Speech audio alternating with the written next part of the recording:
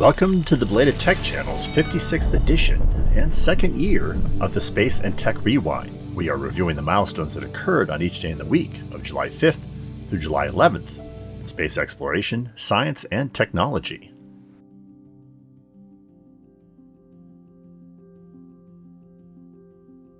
July 5th, 1944. Harry Crosby took the first U.S. military rocket airplane, the Northrop XP-79, codename MX-324, for its maiden flight at Harper Dry Lake, California on this date. The XP-79's rocket motor was fueled with monoethyl aniline and red-fuming nitric acid. After towed to 8,000 feet from a P-38 fighter, the Aerojet motor was ignited and it began to produce 200 pounds of thrust. The flight lasted over 4 minutes and ended with a safe landing. The aircraft was constructed of a metal tubing center section, with plywood elsewhere. The XP-79 was developed without the influence of Germany's Me-163, which did not make its appearance until the same year, and examples of which did not fall into the Allies' hands until 1945. Unfortunately, Crosby's triumphal flight was to be shortly followed by tragedy. On September 12, 1945, while performing a slow roll 15 minutes into the flight, the pilot lost control of the rocket plane. The nose dropped and the roll continued with the aircraft impacting in a vertical spin. Crosby attempted to bail out, but was struck by the aircraft and fell to his death. The XP-79 project was canceled shortly thereafter, and the U.S. Army Air Force focused its resources on the Bell X-1 instead. The X-1 first flew on January 19, 1946. We covered the Me-163 in Milestones 96, and the X-1 in Milestones 44.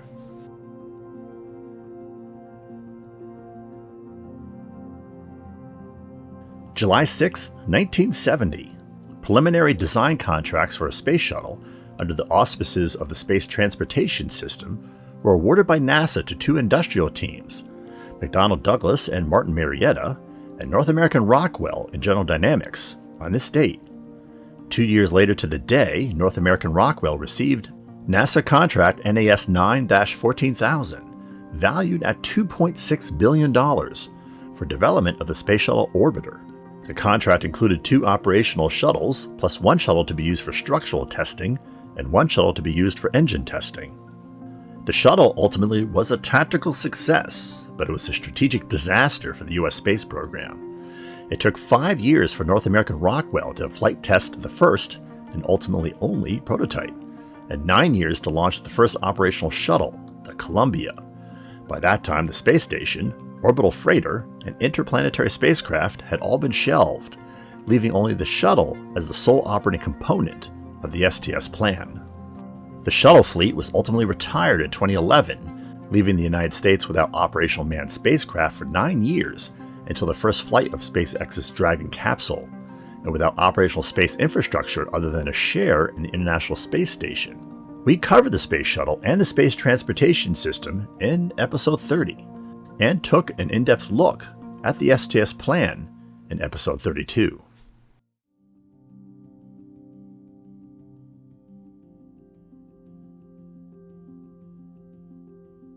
July 7th, 1936. Several U.S. patents were issued on this day for the Phillips-head screw and screwdriver to businessman Henry F. Phillips.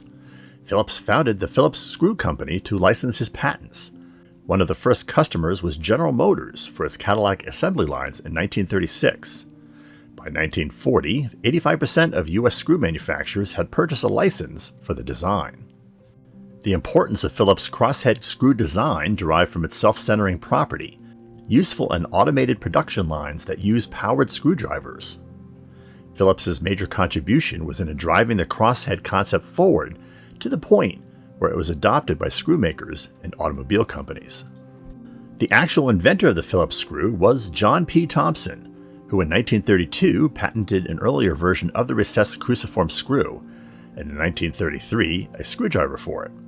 Thompson was unable to find manufacturers interested in tailoring their processes to incorporate his design, so he sold his patents to Phillips in 1935.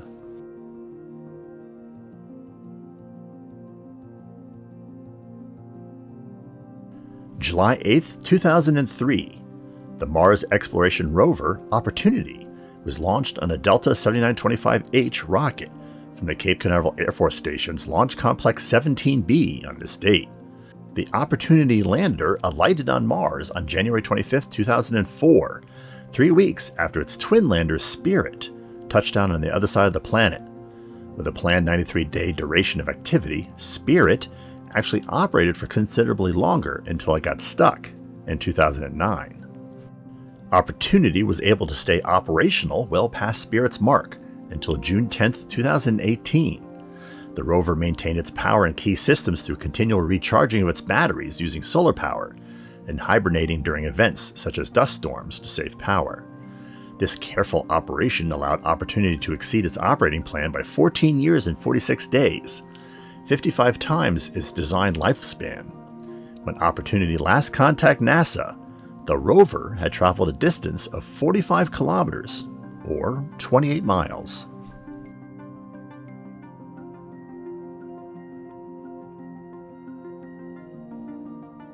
July 9, 1993. British and Russian scientists, using DNA genetic fingerprinting tests, identified the bone fragments discovered in Ekaterinburg in 1979 to be those of the Russian Tsar Nicholas II and members of his family executed on July 17, 1918, by Red Guards forces of the Bolshevik communist-led Russian Soviet Republic. The royal family's bodies have been burned and then soaked in acid, making DNA identification the only method possible.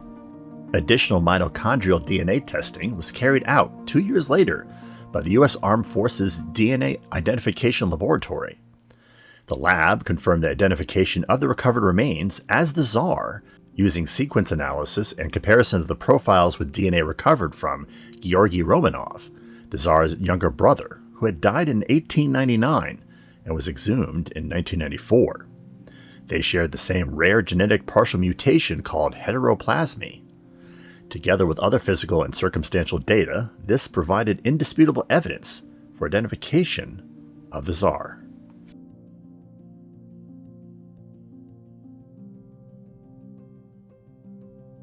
July 10, 1891.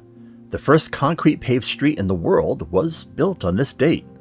The lucky thoroughfare was Court Avenue, a loop around the Logan County Courthouse in Bellefontaine, Ohio, USA.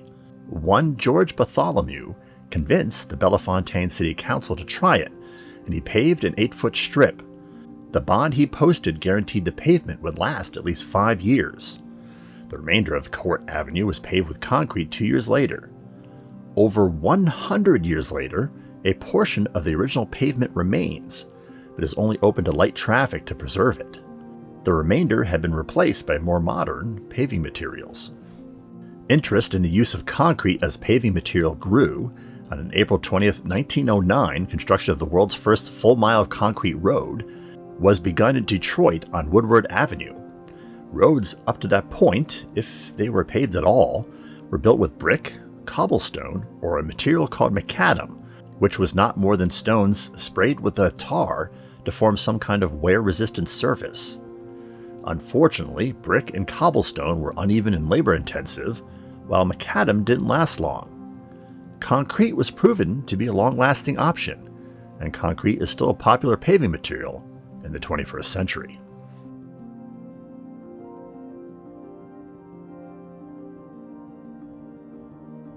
June 11, 1979. The U.S. space station Skylab re-enters the atmosphere on this date.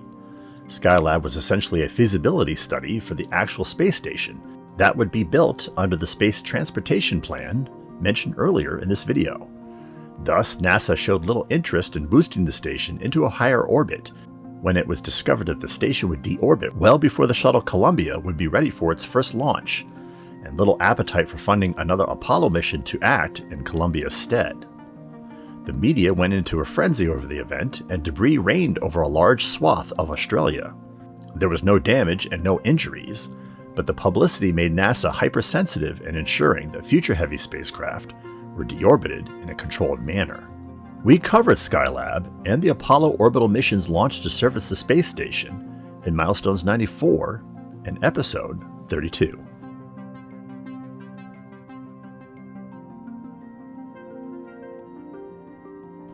Before we get to the current event of the week, we wanted to see if you enjoyed this 56th episode of Belated Tech's The Space and Tech Rewind.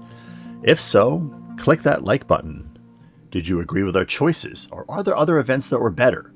Go ahead and share with us by dropping a comment below. And if you have suggestions for an event in the future, we'll take those too. We'll credit events we pick for future videos to those viewers that post them. We hope you have been enjoying our content. Have we earned your subscription to our channel? If yes, and you have not yet taken the opportunity as of yet to subscribe, please take a moment to do so now, and click the bell notification icon so you don't miss upcoming videos. We want to continue delivering great content to you. You can always unsubscribe, and subscribing is free. On July 1st, 2021, Blue Origin announced that it would fly one of the Mercury 13 women who underwent astronaut medical tests in the early years of the U.S. space program, on the company's first crewed New Shepard or suborbital flight. Blue Origin founder Jeff Bezos announced his offer to fly retired astronaut candidate Wally Funk on the July 20th New Shepard flight in a video posted on Instagram. Funk spent her career in aviation, including being the first female inspector for the Federal Aviation Administration and the first female air safety inspector for the National Transportation Safety Board. She applied to be a NASA astronaut several times once the agency started accepting women into the astronaut corps, but was never selected. Funk also bought a ticket on Virgin Galactic's Spaceship Two suborbital vehicle, which is expected to begin commercial flights later this year. At 82, Funk will be the oldest person yet to fly into space. The record is currently held by John Glenn, who was 77 when he flew on the STS-95 shuttle mission in 1998.